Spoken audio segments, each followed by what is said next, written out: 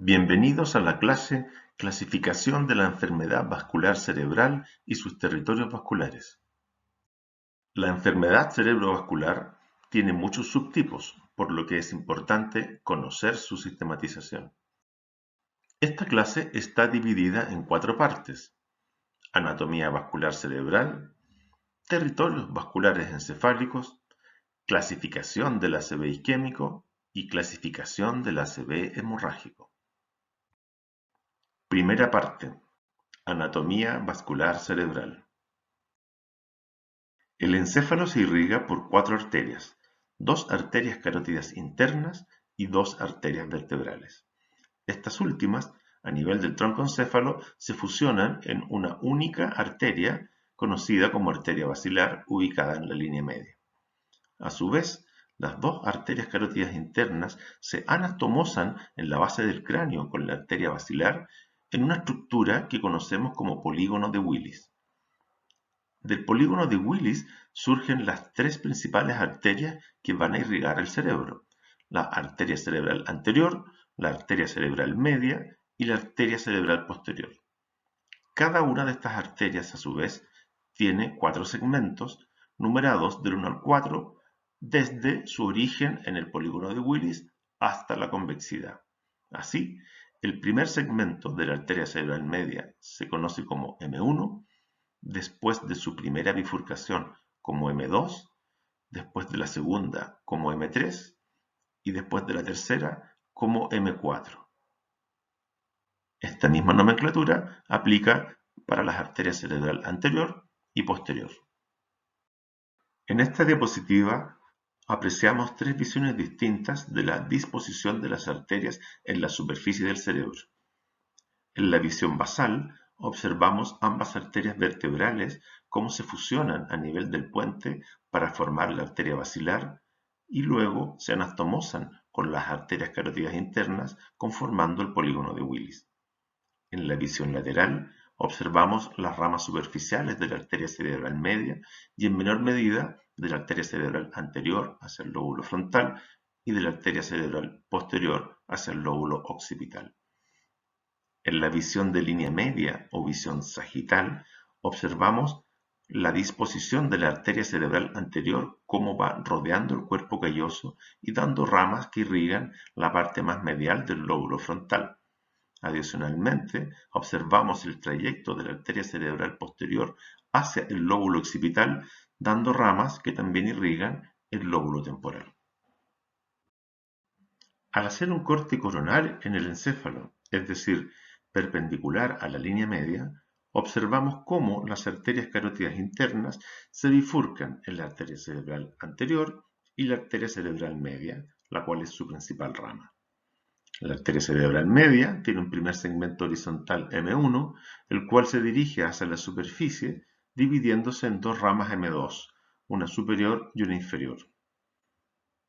En su trayecto, irriga también los ganglios basales mediante las arterias penetrantes llamadas lentículo estriadas laterales. Por transparencia, podemos observar 2 visiones de la disposición y bifurcación de la arteria carótida interna. En la visión anterior, vemos cómo ésta se bifurca en la arteria cerebral anterior y la arteria cerebral media, llevando el grueso del flujo a esta última. En la visión lateral, podemos ver el trayecto de la arteria cerebral anterior sobre el cuerpo calloso, irrigando fundamentalmente el lóbulo frontal. La fosa posterior y su contenido, es decir, el cerebelo y el troncoencéfalo, se irrigan por ramas que surgen desde las arterias vertebrales o directamente desde la arteria basilar. En su conjunto se conocen como la circulación posterior.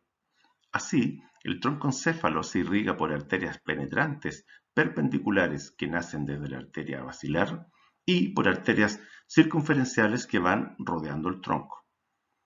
El cerebelo, a su vez, se irriga por 3 arterias desde caudal a proximal, es decir, la arteria cerebelosa posterior inferior, que nace desde la arteria vertebral, la arteria cerebelosa anterior inferior, que nace en el origen de la arteria basilar, y la arteria cerebelosa superior, la cual emerge justo antes de la bifurcación de la arteria basilar en las arterias cerebrales posteriores.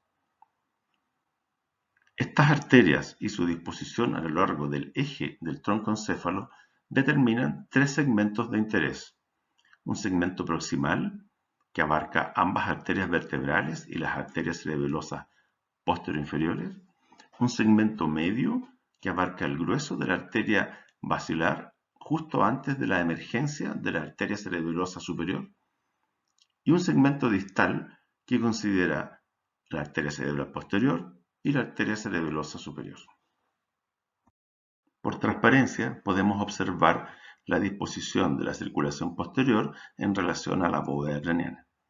En la visión anterior, observamos cómo la arteria vertebral, siguiendo un trayecto ascendente y lateral, se acerca hacia la línea media para encontrarse con su homónima contralateral y así formar la arteria basilar. En la visión lateral, vemos cómo la arteria basilar descansa sobre el dorso del clivus, dando sus principales ramas hacia posterior, arterias cerebelosas y la arteria cerebral posterior. Para observar las ramas penetrantes, tenemos que tener una visión de un corte sagital y un corte axial.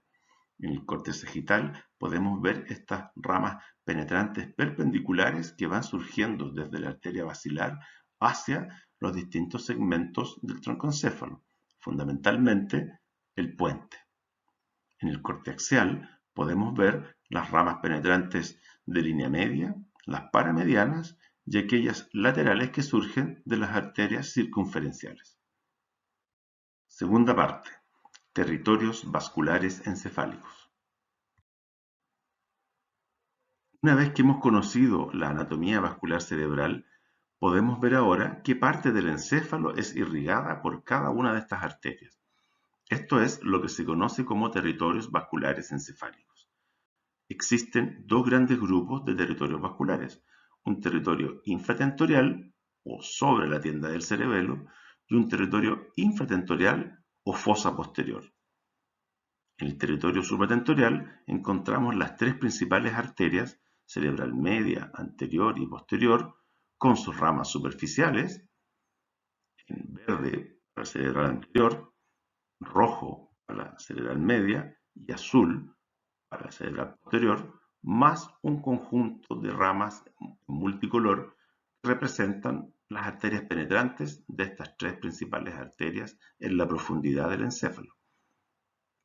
El territorio infratentorial hay que distinguir entre troncoencéfalo y cerebelo, teniendo cuatro territorios el troncoencéfalo, en verde un anteromedial, en celeste un anterolateral, amarillo el lateral y el lila posterior, mientras que el cerebelo tiene tres territorios determinados por las tres arterias: arteria cerebelosa superior, anteroinferior y posterior-inferior. En el territorio supratentorial, que considera el telencéfalo y diencéfalo, es decir, el cerebro y las estructuras profundas, la proporción entre arteria cerebral media, posterior y anterior varía dependiendo a qué nivel del corte axial nos encontremos. En el troncoencéfalo, la proporción entre los distintos territorios varía dependiendo en qué nivel nos encontremos.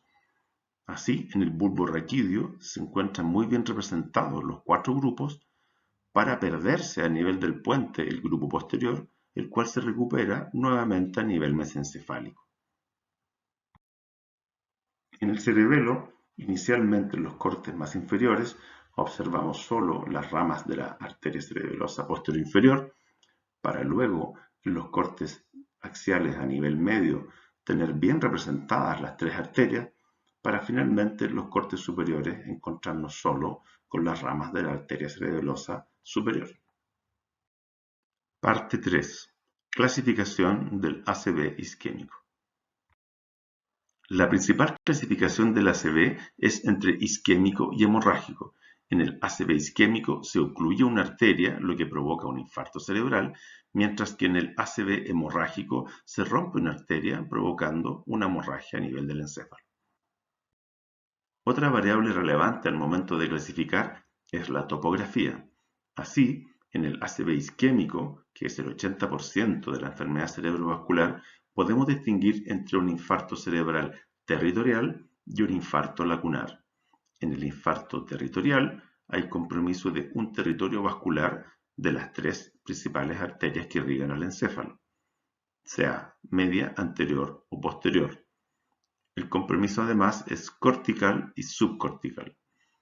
Por otra parte, el infarto lacunar se produce por compromiso de una arteria penetrante, lo cual determina un pequeño infarto subcortical, habitualmente en ganglios basales.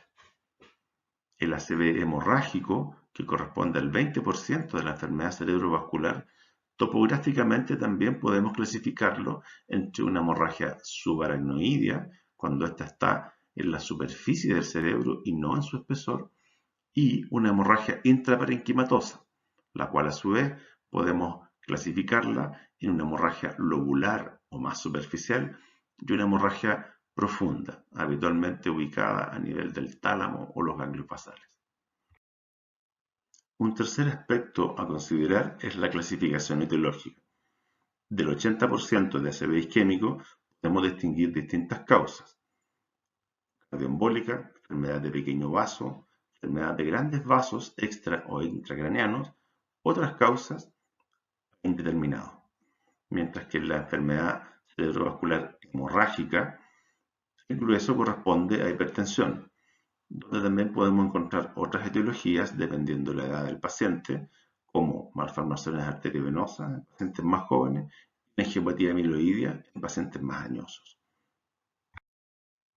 Al ver en detalle la clasificación etiológica del infarto cerebral, podemos decir que un 20% corresponde a aterosclerosis de grandes vasos, sea por infarto por hipoperfusión o por embolía arterioarterial cuando hay un accidente de placa, un 25% a enfermedad de pequeño vaso, los llamados infartos lacunares, un 20% cardioembólico, sea por una arritmia cardíaca, enfermedad de las válvulas, trombo intracavitario, etc.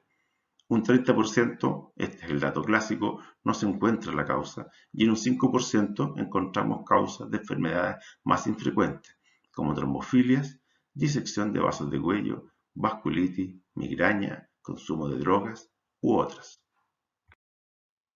Esta clasificación es la que conocemos como TOAST, por el nombre de un ensayo clínico de un neuroprotector que, si bien no prosperó, nos heredó esta sencilla forma de clasificar las etiologías del infarto cerebral. Una vez más, la enfermedad de grandes vasos puede ser extra o intracraneana, las cardioembolías tener distintas causas, el infarto de pequeño vaso puede ser de ramas penetrantes o un infarto lacunar propiamente tal. Otras etiologías, el infarto indeterminado, sea porque o no encontramos la causa o porque al estudiarlo encontramos más de una.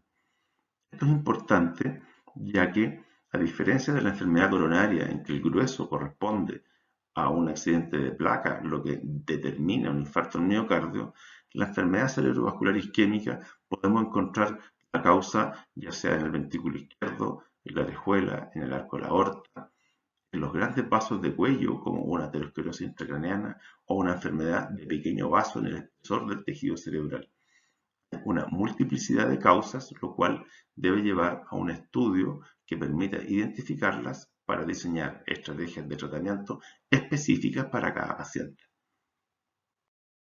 La buena noticia es que con un estudio exhaustivo de estas causas que pueden estar provocando el infarto cerebral, es posible reducir ese 30% de infartos criptogénicos a un 8%. Nuestro equipo aplica este protocolo hace un par de décadas obteniendo similares resultados. Esto ha llevado a reclasificar etiológicamente al infarto cerebral, ya que estos grandes grupos de TOAST hoy por hoy se quedan cortos para poder sistematizar y clasificar a todos nuestros pacientes. La clasificación de Oxfordshire del ACV isquémico es una clasificación que se utiliza en estudios epidemiológicos poblacionales. Clasifica al ACV isquémico en 4 grandes grupos: el TACI, infarto total de la circulación anterior; PACI, infarto parcial de circulación anterior; LACI, para el infarto lacunar; y POCI, para el infarto de circulación posterior. Como se ve, es una clasificación eminentemente topográfica, no nos dice nada sobre el mecanismo o la etiología del infarto, por lo tanto, carece de utilidad en la fase aguda y en la toma de decisiones clínicas. No obstante, es de importancia epidemiológica relevante, ya que, como vemos en la tabla, se asocia significativamente a mortalidad, resultado funcional y riesgo de recurrencia, lo cual sí es importante a la hora de tomar medidas de salud pública. Los distintos mecanismos fisiopatológicos determinan diferentes etiologías que pueden provocar muchos tipos distintos de infarto cerebral dependiendo del territorio vascular comprometido. En resonancia magnética podemos ver aquí 6 tipos distintos de infarto. En 1, una cerebral media completa. 2, el territorio profundo o todas las lentículas estriadas penetrantes de la arteria cerebral media. 3, una arteria cerebral posterior. 4, un infarto dorsolateral vulvar. 5, un infarto paramediano continuo. Y 6, un infarto lacunar talámico. La enfermedad ateromatosa de grandes vasos puede provocar infartos cerebrales tanto por embolía arterioarterial como por hipoperfusión. En la embolía arterioarterial ocurre un accidente de placa en el ateroma presente en el origen de la arteria carótida interna. Esto puede llevar a la oclusión de la arteria o al desplazamiento de pequeños fragmentos de la placa que van a migrar a través del torrente sanguíneo y se van a ir a impactar en ramas terminales de la arteria carótida, como lo son la arteria cerebral media o anterior, provocando un infarto cerebral. La hipoperfusión se refiere a que la arteria estenótica tiene un bajo flujo a través de ella, lo cual hace que el territorio distal que ésta irriga se encuentre afectado. La región frontera limítrofe entre un territorio vascular de una arteria con otro es aquella que se va a encontrar más isquémica porque es la más lejana y por lo tanto más vulnerable a la hipoperfusión. En el infarto cardioembólico, un material presente en las cavidades cardíacas, habitualmente trombótico, migra a través del sistema circulatorio y se impacta en las arterias del cerebro provocando el infarto. Esto puede ser por un trombo intracavitario secundario a un infarto al miocardio, una arritmia como una fibrilación auricular u otros materiales como una embolía séptica por una endocarditis, un tumor como un mixoma o una placa de colesterol desde el arco de la aorta. La principal causa de ACV isquémico cardioembólico es la fibrilación auricular. Esta aumenta en incidencia y prevalencia de manera exponencial pasados los 60 años, siendo un problema significativo y relevante en personas mayores. En la enfermedad cerebrovascular de pequeño vaso pueden haber infartos lacunares o infartos de ramas penetrantes. En el infarto de ramas penetrantes se produce una oclusión de esta a nivel de su origen u ostium desde su arteria parental mayor. En el esquema, la arteria basilar. El infarto lacunar, en cambio, se produce por compromiso de ramas aún más pequeñas, inferiores a 400 micrones, en el espesor del tejido cerebral. Curiosamente, las mismas arterias penetrantes que se comprometen en la enfermedad cerebrovascular isquémica son las que se van a romper en la enfermedad cerebrovascular hemorrágica hipertensiva. Parte 4. Clasificación del ACV hemorrágico. La clasificación topográfica del ACV hemorrágico divide entre hemorragias profundas, habitualmente hipertensivas, y lobulares, que comprometen además la corteza cerebral. En este último grupo se superponen distintas etiologías. En términos etiológicos, una forma sencilla de clasificar el ACV hemorrágico es en hemorragias primarias, aquellas causas de hipertensión o angiopatía amiloidea, y hemorragias secundarias, todas las otras. No obstante, este segundo grupo parece muy heterogéneo. Por lo tanto, hoy se utiliza la clasificación SMASH-U, la cual establece 6 grupos de etiologías distintas. S de estructural, como malformaciones arteriovenosas, cavernomas o fístulas durales. M de medicamentos, anticoagulantes, antiplaquetarios. A de angiopatía amiloidea. S de condiciones sistémicas como insuficiencia hepática, plaquetopenia. H de hipertensión y U de undetermined o determinada. La clasificación SMASH-U tiene implicancias pronósticas, ya que dependiendo en qué grupo nos encontremos, será la sobrevida del paciente. Adicionalmente, en la hemorragia hipertensiva se habla de sitios típicos, es decir, hay ciertos lugares en que característicamente ocurre una hemorragia por hipertensión arterial. El más común de ellos es la hemorragia putaminal, que compromete los ganglios basales. En segundo lugar, la hemorragia lobular, que si bien es un sitio típico de hemorragia hipertensiva, dependiendo del grupo etario, se pueden superponer otras etiologías. En gente joven, malformaciones arteriovenosas y en personas mayores, hemorragia amiloidea. Un tercer sitio típico de hemorragia hipertensiva es el tálamo, con un 20%. Y finalmente, en fosa posterior, cerebelo y puente también son sitios típicos de hemorragia cerebral hipertensiva. Ideas finales. Ideas finales. La anatomía vascular cerebral determina la existencia de múltiples territorios vasculares que en el ACV isquémico condicionan distintos pronósticos y etiologías. El 80% de los ACV son isquémicos y un 20% hemorrágicos. Existen distintas etiologías y mecanismos fisiopatológicos en el ACV isquémico y en el ACV hemorrágico.